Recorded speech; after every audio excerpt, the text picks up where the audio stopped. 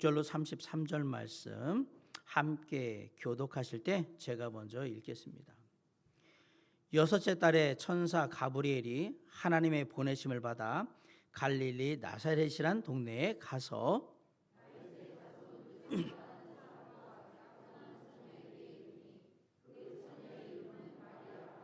그에게 들어가 이르되 은혜를 받은 자여 평안할지어다 주께서 너와 함께 하시도다 하니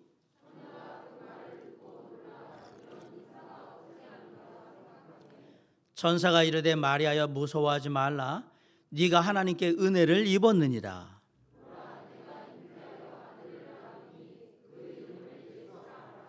그가 큰 자가 되고 지극히 높으신 이의 아들이라 일컬어질 것이요 주 하나님께서 그 조상 다윗의 왕위를 그에게 주시리니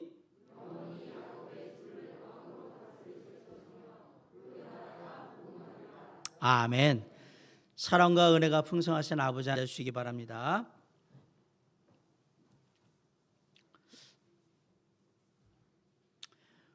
오늘은 예수 그리스도께서 이 땅에 오신 것을 축하하고 기념하는 크리스마스 성탄절입니다. 크리스마스가 되면 많은 이야기들을 듣습니다.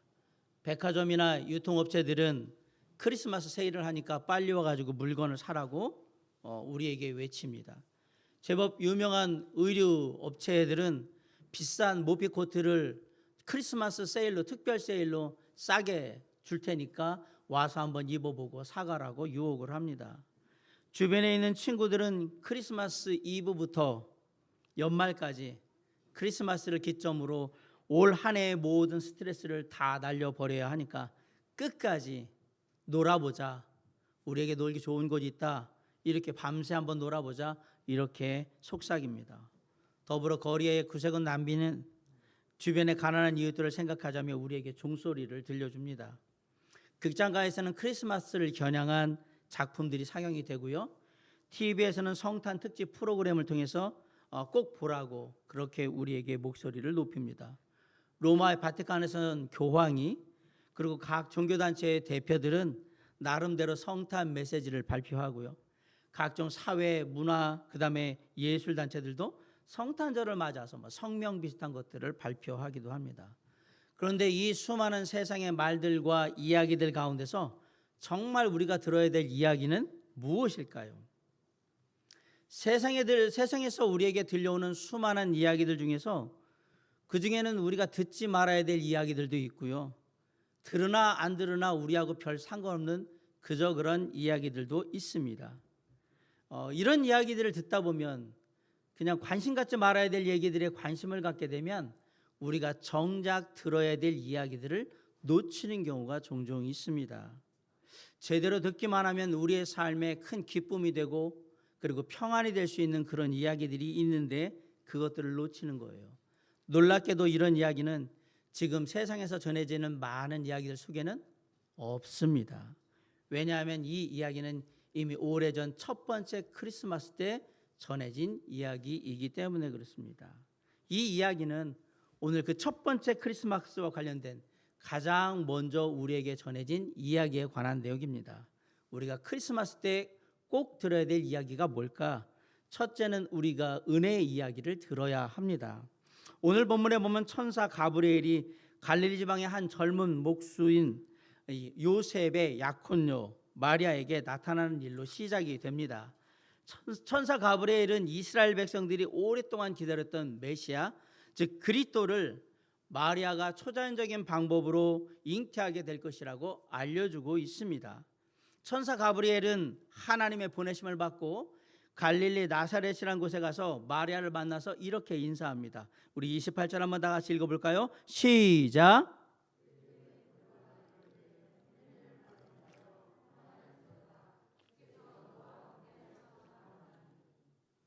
은혜를 받은 자여 평안할지어다.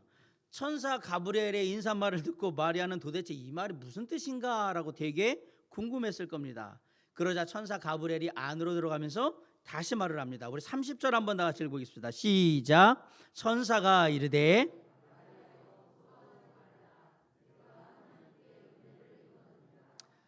놀랍게도 천사 가브리엘이 첫 번째 크리스마스에 관련돼서 우리에게 했던 이야기는 은혜에 관한 것입니다. 마리아야, 너는 원래 하나님의 은혜를 받을 자격도 없고 받을 이유도 없는 사람이었는데 하나님께서 너에게 특별한 은혜를 베푸셨단다.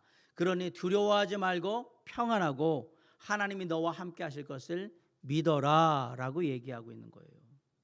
그런데 이런 놀라운 하나님의 은혜를 받은 마리아는 과연 어떤 사람일까요? 마리아는 이스라엘의 변방인 갈릴리 나사렛에 살고 있었습니다. 나사렛은 가난한 사람들이 사는 곳으로 평판도 그렇게 좋은 곳이 아닙니다. 요한복음 1장에 보면 빌립과 친구 나다나엘이 대화를 나누는데 나다나엘이 이렇게 얘기해요. 나사렛에서 무슨 선한 것이 날 수 있겠냐라고 그렇게 묻습니다. 이 말은 나사렛이 예전부터 별 볼 일 없는 동네였다. 가치 없고 사람들이 주목하지 않는 그러한 동네, 소위 좀 세게 말하면 세상에 말하는 시골 깡촌이다 이 얘기를 하는 거예요. 그런 거에서 뭐가 좋은 게 날 텐데, 뭐가 대단한 게 이루어질 텐데 이렇게 얘기할 정도예요. 마리아는 당시 퇴락한 왕가의 자손이었던 가난한 목수 요셉과 정혼한 사이였어요. 그 당시에 결혼 풍습으로 볼 때 이렇게 약혼을 했다면 아마도 마리아는 10대 후반이나 잘해봐야 20대 초반의 나이였을 것으로 보여집니다. 거기다가 그 당시에 여자들은 늘상 차별을 받는 그런 존재였고, 그리고 법정에서도 법적의 그 효력, 증인으로서의 효력이 전혀 발생하지 않는 그런 존재였습니다. 그런데 놀랍게도 이런 보잘것없고 사람들의 눈길을 끌만한 것 하나도 가지고 있지 않은 한 아가씨에게 하나님이 찾아오셨고 은혜를 베푸셨습니다. 성경에 기록된 크리스마스 이야기는 하나님께서 낮고 초원한 존재들에게 오셔서 은혜를 베푸시는 이야기입니다. 하나님은 로마의 황제인 가이세에게 찾아가지 않으셨고요, 분봉왕 헤롯에게도 찾아가지 않으셨습니다. 또 존경받는 제사장이나 공의회 의원에게 찾아가지도 않으셨습니다. 어찌 보면 전혀 존재감이 없고 보잘것없는 그러한 사람들에게 하나님이 찾아오셔서 은혜를 베푸셨다라는 사실이에요. 크리스마스를 전후해서 하나님의 천사들이 만난 사람들을 잘 한번 보세요. 마리아의 약혼자 요셉은 이름 없는 가난한 목수였어요. 그런데 주님이 찾아오셨어요. 예수님이 이 땅에 오심을 제일 먼저 듣고 들에서 양을 지키던 목자들은 누군지 그 이름도 성경에 기록되어 있지 않습니다. 그런데 그들에게 주님이 찾아오셨습니다. 성전에서 메시아를 기다리던 시므온은 어떤 공식적인 직함도 성전에서 갖고 있지 않았어요. 그저 의롭고 경건하여 이스라엘의 위로를 기다리는 자라고만 불리고 있습니다. 그런데 그 시므온에게 주님이 찾아오셨습니다. 안나라는 과부는 시집간 지 7년 만에 남편을 여의고 84년을 혼자 살면서 성전에서 기도하던 할머니였습니다. 그 당시 과부는 경제적으로 법적으로 보호를 전혀 받을 수 없는 사회에서 가장 낮은 계층의 사람이었습니다. 그런데 그 안나에게 주님이 찾아오셨습니다. 이 사람들에게 모두 하나님의 은혜가 임했던 것입니다.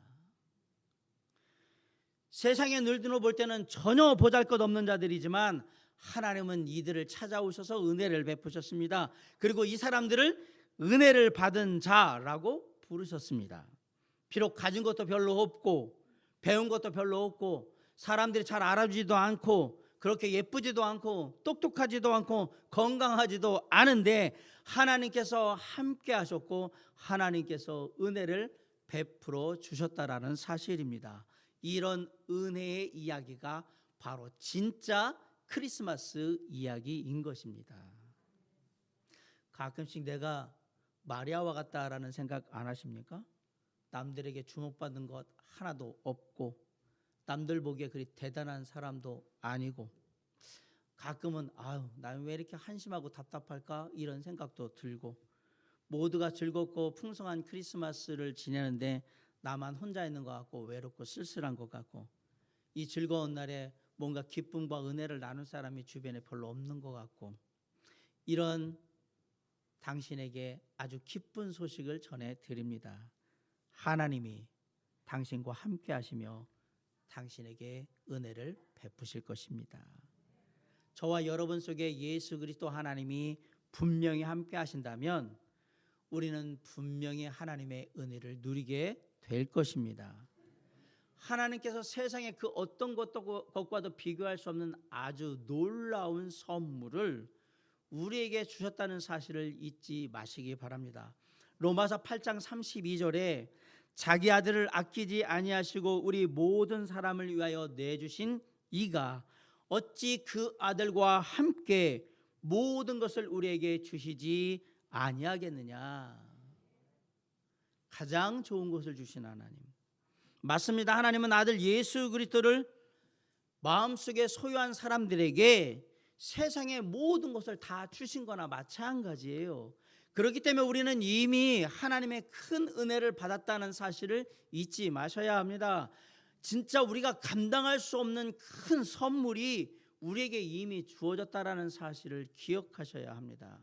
세상 사람들의 눈으로 볼 때는 조금은 보잘것없고 때로는 내 스스로가 나를 생각해도 답답하고 한심하지만 그래도 저와 여러분은 보잘것없고 답답하고 한심한 사람들이 절대 아닙니다.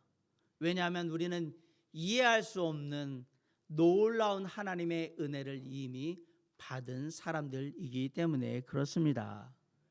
그 하나님의 은혜를 기억하면서 이 시간 하나님께 감사하고 또 감사하며 하나님께 예배 드리실 수 있기를 간절히 바랍니다.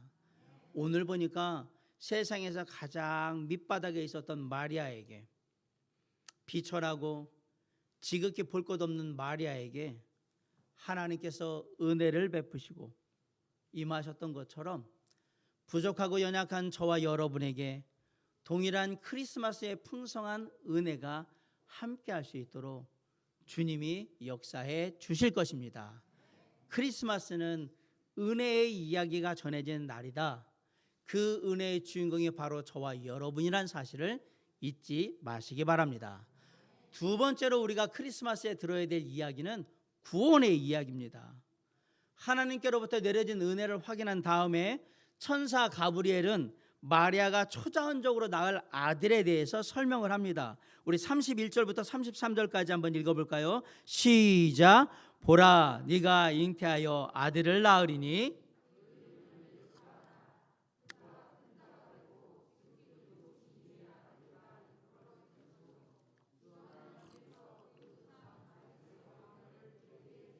(33절)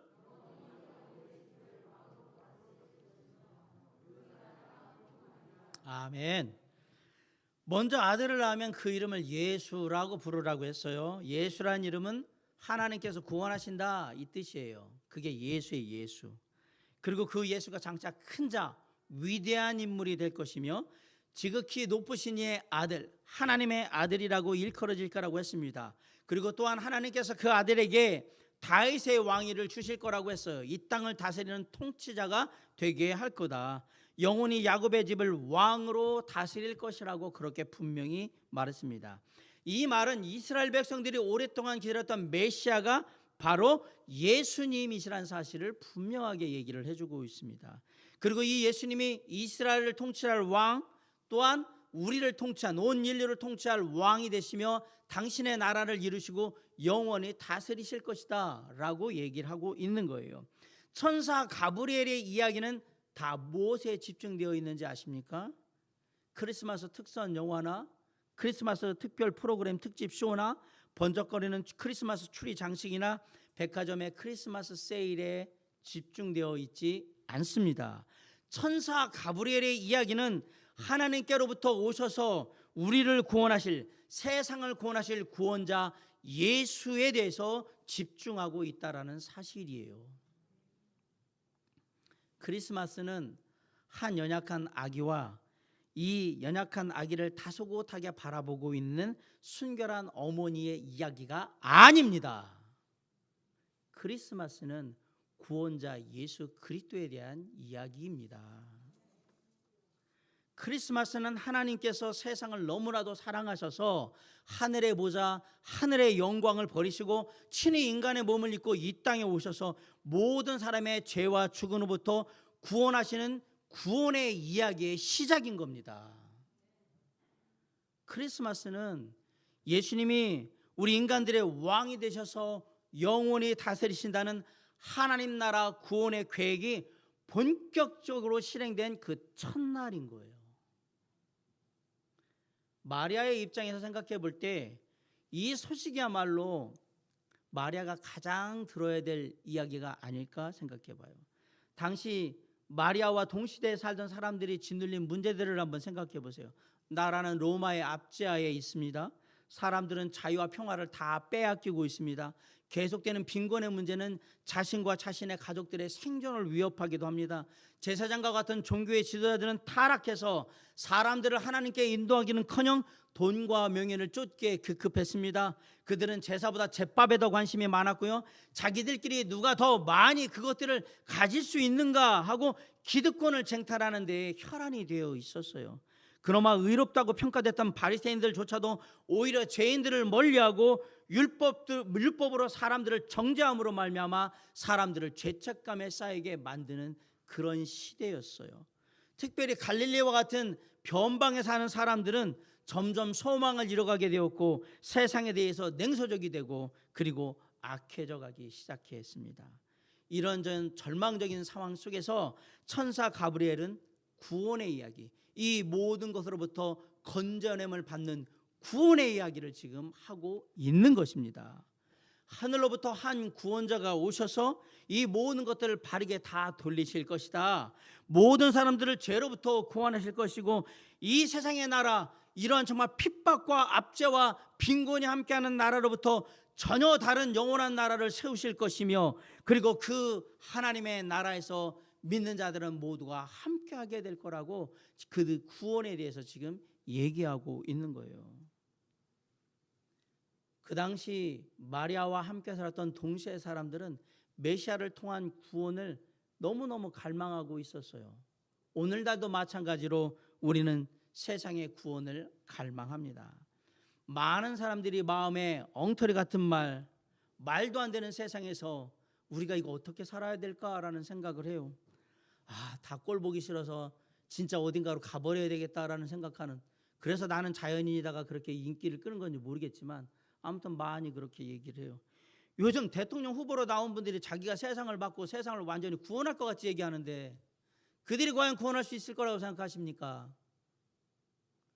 지금까지 그렇게 얘기했던 사람들 중에 단 한 사람도 자기 목숨을 구원한 사람도 없습니다. 아니면 문화계, 예술계, 교육계 그런 거장들이 세상을 구원할 거라고 생각하십니까? No.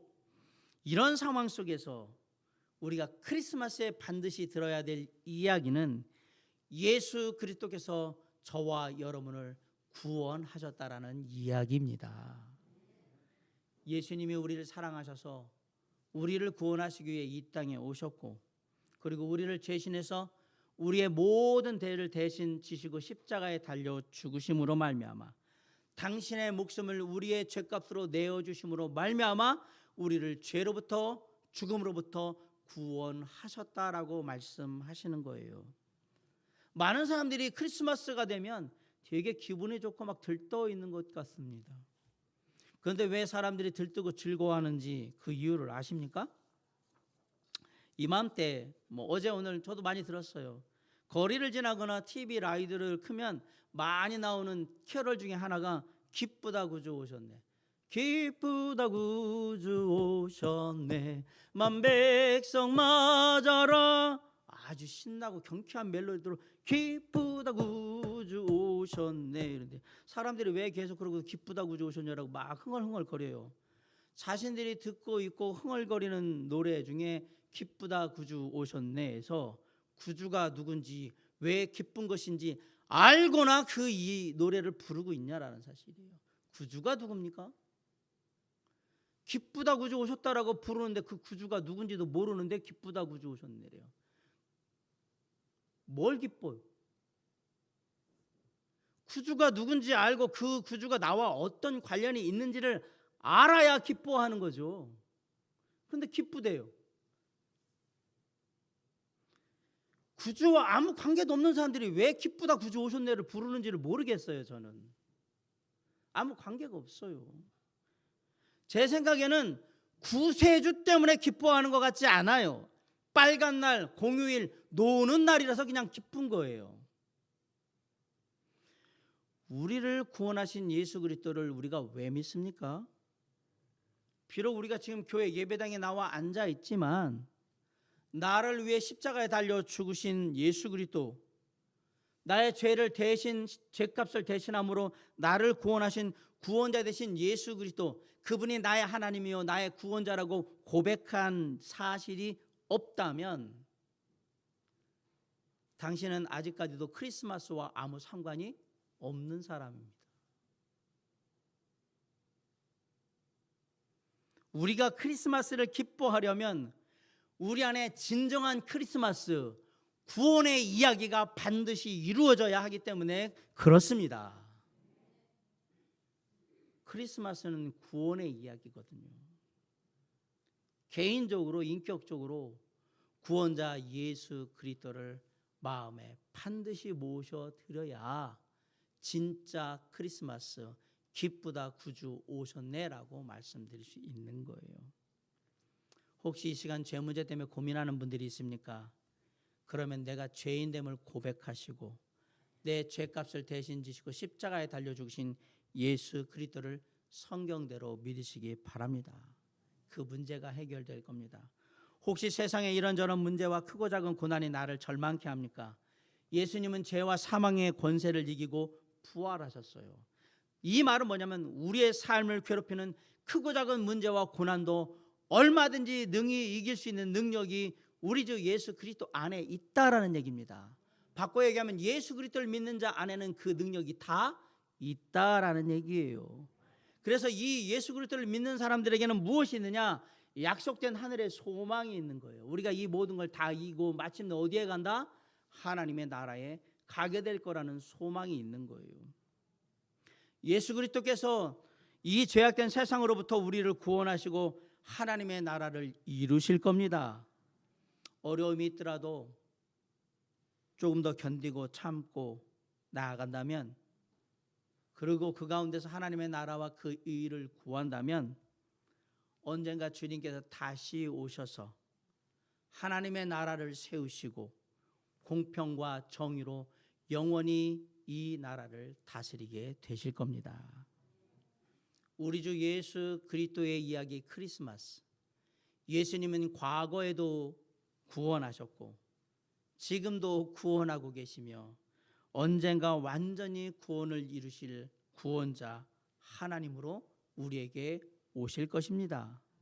그 사실을 믿고 크리스마스가 진정한 구원의 이야기라는 사실을 깨달음으로 진짜 크리스마스를 기뻐하고 즐거워하는 저와 여러분이 될 수 있기를 주님의 이름으로 간절히 축원합니다. 크리스마스를 정말 의미 있게 보내기를 원하십니까? 우리가 이번 크리스마스를 통해서 크리스마스가 은혜의 이야기, 구원의 이야기라는 것을 우리가 기억하게 됐어요. 그러면 이 은혜의 이야기, 구원의 이야기가 진짜 나를 향한 크리스마스 이야기로 들리려면 어떻게 해야 하느냐? 우리는 순종함으로 반응해야 합니다. 38절 다 같이 한번 마지막으로 읽어봅시다. 38절 시작. 마리아가 이르되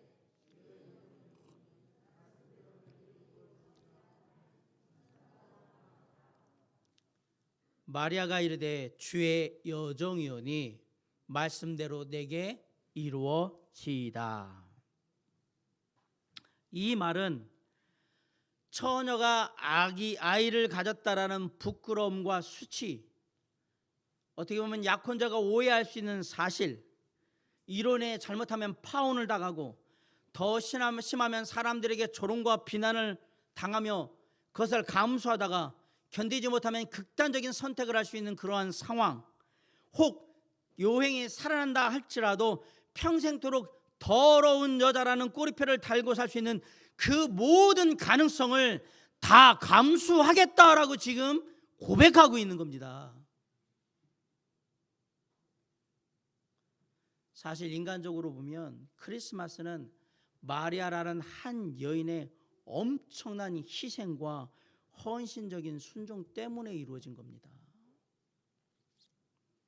자신의 모든 것을 내던지고 하나님의 말씀과 그분의 뜻을 이루기 원했던 마리아를 통해서 크리스마스가 이 땅에 오게 된 거예요. 이런 순종을 통해 마리아는 하나님의 은혜와 구원의 통로가 될 수 있었던 겁니다. 사랑하는 성도 여러분, 마찬가지로 우리도 마리아와 같이 고백할 수 있어야 됩니다. 주님, 제가 은혜의 이야기, 구원의 이야기, 크리스마스의 이야기를 진짜 마음속에 새기고 사는 하나님의 자녀입니다. 주의 종이오니 말씀대로 내게 이루어지이다. 저는 하나님의 은혜를 받은 자입니다. 주님의 구원의 은혜도 받았습니다.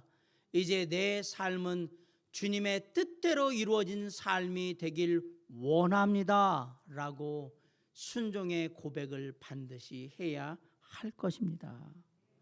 주님께서 오늘 저와 여러분에게 들려주신 은혜의 이야기, 구원의 이야기가 우리의 삶에서 실제적으로 정말 은혜의 이야기요, 구원의 이야기요, 진정한 크리스마스가 되려면 내가 살아가는데 우리 주 예수 그리스도의 은혜와 구원을 받은 것으로 인하여서 어떠한 일이 벌어진다 할지라도, 어떠한 부담이 주어진다 할지라도 나는 주님의 자녀로서, 하나님의 종으로서 그 어떤 위험과 어려움도 감내하고 믿음으로 나아가며 순종하겠다라는 각오가 분명히 있어야 한다라는 사실이에요.